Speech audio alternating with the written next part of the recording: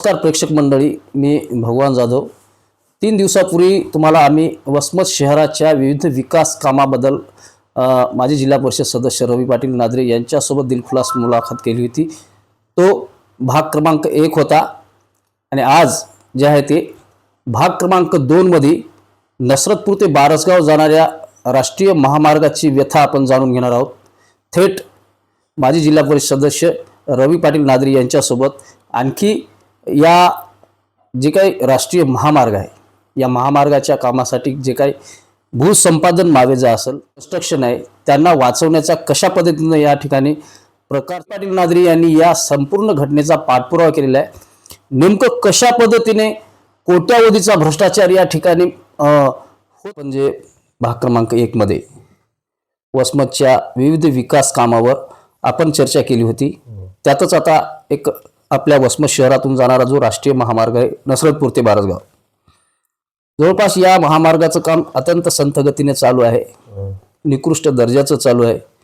आपल्याकडे नेमके काय काय पुरावे माहिती अधिकारामध्ये हाती लागलेले आहेत आणि एकंदरीत या कामाच्या बाबतीमध्ये एवढी उदासीनता का आणि काय काय भ्रष्टाचार आहे, काय सांगा. मुळात साहेब, आता पहिल्यांदा मी क्लिअर करतो एक विषय, म्हणजे स्पष्ट करू इच्छितो की आता लोक पाहणारे जे आहेत वसमत तालुक्यातील जे आपले रहिवासी लोक आहेत त्यांना वाटेल बाबा हे कशामुळे बोलतं एवढं.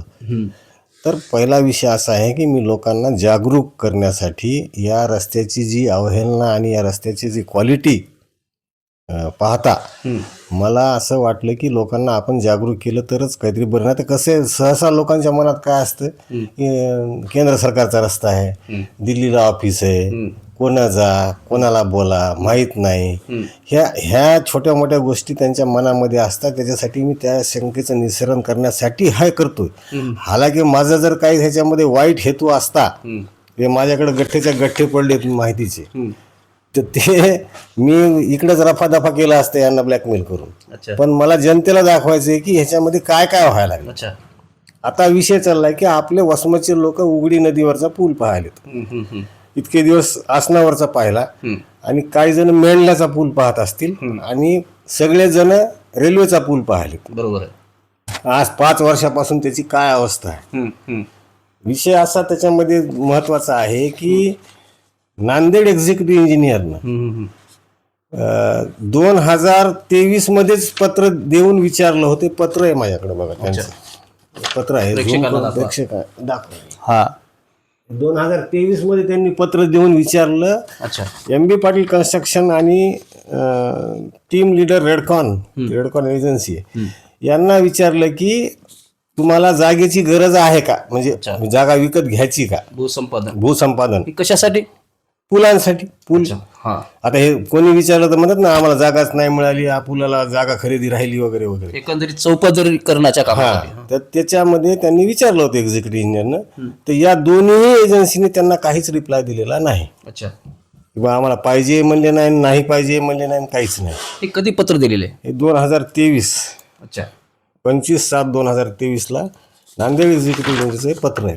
एकंदरीत पत्र निघालेले 2023 मध्ये. आणि मॉर्थ ह्याच्यामध्ये NH मध्ये 2020 ला त्याची मान्यता, 2022 ला याचं म्हणजे अवॉर्ड मंजूर झालं होतं की बा तुम्ही घ्यायचं तुम्हाला घ्या, त्यांनी मान्यता दिली होती. किती रुपयाच्या पैशाला मान्यता दिलेली यांनी? ते आता तो आकडा बराच आहे, काही ठिकाणी 2 कोटी आहे, काही ठिकाणी 1 कोटी ठिकाणी. त्या ठिकाणच्या ब्रिजसाठी भूसंपादन करण्यासाठीचा एक आकडा प्रेक्षकांना करू. 2,10,00,000 असं समथिंग आहे. 2,10,00,000. एकंदरीत किती लोकांची जमीन संपादित होती त्या ठिकाणी? तिथे 8 ते 10 लोकांची, एकंदरीत 8 ते 10 लोकांची जमीन संपादित होती. आता ती जमीन खरेदीची गरज आहे की नाही, आता ह्याच्यावर मी आता पुढचं कारवाई करणार आहे. की का उगं कॉन्ट्रॅक्टरला झाकायसाठी, कामाला वेळ का लागला हे दाखविण्यासाठी. कारण 2023 ला ह्यांनी पत्र दिले, ह्यांनी अजूनपर्यंत काय दिलं नाही. आता मी अर्जबाजी सुरू केली की लगेच पैसे ट्रान्सफर केले. का बाबा? तर ह्याच्यामध्ये कुठेतरी गौडबंगाल आहे. हे लोकांना हे सांगण्यासाठी आपण आज इथं, खरं म्हणजे मी सांगण्यासाठी इथं आलो. आपण कळू द्या की एकंदरीत 2.5 कोटीचा जे काही प्रकल्प आहे तो चंदगव्हाणचे त्या ठिकाणचा तो प्रोजेक्ट आहे आणि तो प्रोजेक्ट तर आता अगोदर पूर्ण झालेला आहे. मग आता जमीन खरेदी करण्यासाठी मग तेच विचारायची वा जमीन खरेदी अजून झालीच नाही, मग पुलाचं बांधकाम कसं काय चाललंय? अच्छा ही तर म्हणजे जनरल माणसाला पडलेला प्रश्न आहे. अच्छा पुलाचं काम तर चालू आहे, हो जमीन तर खरेदी केली नाही, अच्छा मग कसं काय चालू आहे? अच्छा आता ह्याचं उत्तर मी प्रश्न केला, आता ह्याचं उत्तर समजा यांनी बाईट पाहिली माझं तर उत्तर द्यावं मला, किंवा आम्ही उधार घेतली का गरज नव्हती, किंवा आमची जमीन तिथं ऑलरेडी आहे किंवा घेतलेली आहे उधारीवर, असं काही सांगावं. अच्छा बरं, एवढे मोठे जे काही आरोप आहेत आपण पाटील कन्स्ट्रक्शनवर करताय आपण, हे जे पूर्ण जे भ्रष्टाचार आहे हे, याला नेमकं एकंदरीत जे वरदहस्त आहे नेमकं कोण आहे, कोणता मोठा जे हे जे काय वाटतं तुम्हाला? Chief engineer. अच्छा कुठे आहे ते डिपार्टमेंट? हा कोकण भवन मुंबई, मुंबईला. हा. एकंदरीत चीफ इंजिनियरचं आहे. चीफ इंजिनियरने जे काही म्हणजे काही लोकांना वाटते की माझं पोरग, आता समजा माझं पोरग आहे मिनिस्टरच्या पोरासोबत पार्टनर आहे, तर त्याचा त्याला एक गर्व असते, माझं काय होणार आहे, अच्छा मला कोण काय करणार आहे, हे ह्याच्यामुळं सगळं हे घोटाळा व्हायला. एकंदरीत किती रुपयाचा घोटाळा असं वाटते तुम्हाला हे? बाबा हे घोटाळा फार मोठा आहे. अच्छा ह्याच रस्त्याचा नाही, आता म्हणजे याचं जे मनमानी कारभार चालू आहे चीफ इंजिनियरचा, हे काम उचलून त्या डिपार्टमेंटला देणे, त्या डिपार्टमेंटचं काम उचलून त्या डिपार्टमेंटला देणे, आता बीडचं काम उचलून नांदेडला दिले. अच्छा ते गंगाखेडच्या कडचं राणी सावरगाव असं काहीतरी आहे माझ्याकडे, तुम्हाला दाखवतो मी. अच्छा त्याचं काम उचलून ते याला दिले, अच्छा म्हणजे नांदेड एक्झिक्युटिव्ह. आता भौगोलिक दृष्ट्या काय संबंध आहे, नांदेड एक्झिक्युटिव्ह तिकडे कशाला जाईल, जाणार नाही. आणि आपलं काम दिलं लातूरला. लातूरला असं म्हणजे हे हा पूर्ण भ्रष्टाचार लपवण्यासाठी हे सगळा प्रकार चालू आहे असं तुम्हाला म्हणायचंय का? हो.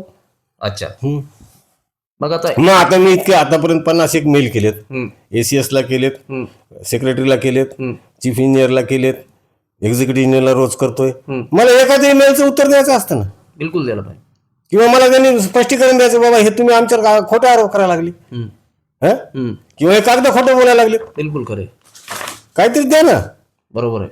आणि लवकरच माझं ड्राफ्टिंग चालू आहे, माझं ड्राफ्टिंग तयार व्हायला हायकोर्टात लवकरच केस जाणार आहे, त्याच्याविषयी काही वेळ नाही, केस दाखल होईल, पण त्या अगोदर जनतेला जागरूक करणं गरजेचं आहे ना. हो आता हे तुमच्या माध्यमातून एकच सांगायचं मला की जनतेनं आता विचारायचं, काम थांबवायचं तिथं, हे असं कसं काय बोगस काम करायला, पाणी काय टाकलं नाही, कामावर बांधकामावर पाणी का नाही, खोदकाम का केलं नाही, डायरेक्ट GSB कसं काय भरायला, तू इथं खोदलंस का, 6 इंच 8 इंच जे काय असेल ते खोदकाम न करता तू कसं काय भरायला लागला, इथलं मटेरियल कुठं न्यायला लागला, बरोबर. हे लोकांनी विचारायला सुरुवात केली पाहिजे. अच्छा प्रत्येकाला काय वाटायला आता कुठं ते दिल्लीचं केंद्र सरकारचं काम आहे, नॅशनल हायवे, आता दिल्लीला कोणी विचारा असं वाटायला लागलं बऱ्याच लोकांना, बरोबर आहे, फार कमी लोकांना माहिती आहे. बरोबर आहे. आणि राहिला विषय आता इथल्या नेते मंडळीचा, अच्छा आता त्यांना ह्या गोष्टी माहित नाहीत का? माहित पाहिजे, माहित असतील त्यांनी विचारणं का नाही केली? बिलकुल. त्यातच आता केंद्रीय रस्ते वाहतूक मार्ग आहे तो, याच्यामध्ये खासदार साहेबांचं सुद्धा भूमिका आहे याच्यामध्ये चौकशी करण्याची, त्याबद्दल तुम्हाला काय वाटतं? आता कसं, आता त्यांना जनतेने निवडून दिलं, त्यांचं काम त्यांना माहित नाही, मी सांगू का तुमचं हे काम आहे म्हणून? बरोबर, मी कशाला सांगू? अच्छा त्यांना कळत नाही, माध्यमात त्यांना वाटत असेल कदाचित मध्ये इकडे मतदान मागायचं, मला किनवटला जायचं निवडायला तिकडे, अच्छा असंही वाटू शकते. आता वसमाचा काय संबंध आहे, कशाला विचारायचं या फाटक्याला? अच्छा आता मला सांगा, मी एवढा फाटका तुटका कार्यकर्ता आहे एका खेडेगावातला, एक साधारण माणूस आहे मी, माझ्यासारख्याला कळायला लागलं हे सगळं, यांना माहित नसेल काय? अच्छा बिलकुल. मग एकंदरीत प्रेक्षकांना आकडेवारीमध्ये करू द्या, एकंदरीत हा जो प्रोजेक्ट आहे आकडेवारी ऑथेंटिक तुम्हाला मी पार्ट 3 ला सांगतो. अच्छा आज बरेच आता कागद गेलेले आहेत. विशेष म्हणजे अजून माहिती अधिकार माझा कालच टाकलेला आहे. अच्छा की तो RMC जो प्लांट आहे पळसगाव ढाब्यापासला, तो विशाल ढाब्यापासला, अच्छा त्याची अकृषिक धारा, नॉन ॲग्रिकल्चर जो टॅक्स असतो गव्हर्नमेंटचा तहसीलचा, तो भरला की नाही याच्याबद्दल माहिती टाकली मी. अच्छा आता ते भरला की नाही ते येईल त्यावेळेस पार्ट 3 घेऊ आपण.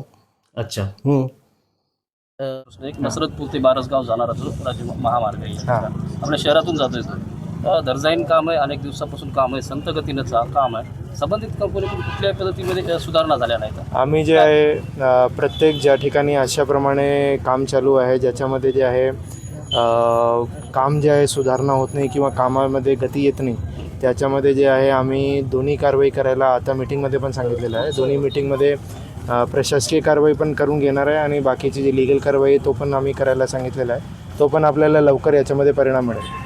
एकंदरीत ही जी संपूर्ण भूमिका आहे, हे संपूर्ण जे काही राष्ट्रीय महामार्ग नॅशनल हायवे आहे, या संपूर्ण नॅशनल हायवेचा पाठपुरावा या ठिकाणी करण्यात आलेला आहे आणि या पाठपुराव्यामध्ये जे आहे ते खूप मोठ्या प्रमाणात भ्रष्टाचार अपार झाल्याचं माहिती अधिकारामध्ये स्पष्ट झालं आहे. तोंडी या ठिकाणी काहीही बोलल्या गेलेले नाहीत, पण प्रत्यक्षात जे काही कागदोपत्री या ठिकाणी दिसते ते प्रत्यक्षात हे मोठ्या प्रमाणात हा भ्रष्टाचार आहे. आणि खऱ्या अर्थानं जर पाहिलं तर या ठिकाणचे स्थानिक नेते असतील, लोकसभा सदस्य असतील, यांनी सुद्धा या प्रकरणामध्ये दखल देऊन जे काही होत असलेला सर्वात मोठा भ्रष्टाचार आहे, जे की चीफ इंजिनियर ज्याला आपण म्हणतो, मुंबई या ठिकाणी बसलेला संपूर्ण रस्ते महामार्गाचा मोठा आरोपीच म्हणायला हरकत नाही त्याला, आणि तोच व्यक्ती जे आहे ते संपूर्ण भ्रष्टाचाराचं मूळ असल्याचा या ठिकाणी आरोप नादरे पाटील यांनी केलेला आहे. एकंदरीत पाहता जे आहे ते आपण महामार्गावर येणारे जे काही प्रोजेक्ट ज्याला आपण पूल म्हणतो मराठीमध्ये, हा जो पूल आहे, एका पुलाच्या कामासाठी एकंदरीत 2.5 कोटी रुपये खर्च करण्यात आल्याचं या ठिकाणी दाखवलेलं आहे. प्रत्यक्षात भूसंपादन मावेजा सुद्धा घेण्यासाठी शासनाकडून मंजुरी देण्यात आली, परंतु प्रत्यक्षात कॉन्ट्रॅक्टदारांनी भूसंपादन केलेलं नाही आणि ज्या काही शेतकऱ्यांच्या जमिनी या बांधकामामध्ये गेल्यात, अशा शेतकऱ्याला अजूनपर्यंत मावजा भेटल्याचं या ठिकाणी दिसून आलेलं नाही. त्यामुळे कुठेतरी या ठिकाणी कोट्यावधीचा भ्रष्टाचार होऊन जे काही कॉन्ट्रॅक्टदार कंपनी आहे त्याला शासनाकडून, सरकारकडून वाचवल्या जाते का, असाही या ठिकाणी आरोप केला जाते. त्यामुळे जनतेच्या पैशाचा अपव्यय होत असलेला थांबणार का, भ्रष्टाचार पैसा जनतेच्याच उपयोगी आणणार का? 2च वर्षांमध्ये झालेला हा राज्य महामार्ग आहे, शहरातून जाणारा महामार्ग आहे आणि याच महामार्गावर मोठ्या प्रमाणात धूळ आहे, मोठमोठे खड्डे पडलेले आहेत आणि त्यामुळे इथल्या स्थानिक नेत्याला असेल किंवा लोकसभा सदस्याला असेल, हे खड्डे पाहून तरी जाग येणार का, असा सवाल या ठिकाणी नादरे पाटील यांनी केलेला आहे. त्यामुळे पार्ट आणखी पुन्हा तुमच्यासमोर 3 आणणार आहोत. याही पेक्षा आणखीन मोठा भ्रष्टाचार याच महामार्गाच्या संदर्भात माहिती देणार आहोत. तोपर्यंत तुर्तास पहा लोकपरिवर्तन न्यूजसाठी मी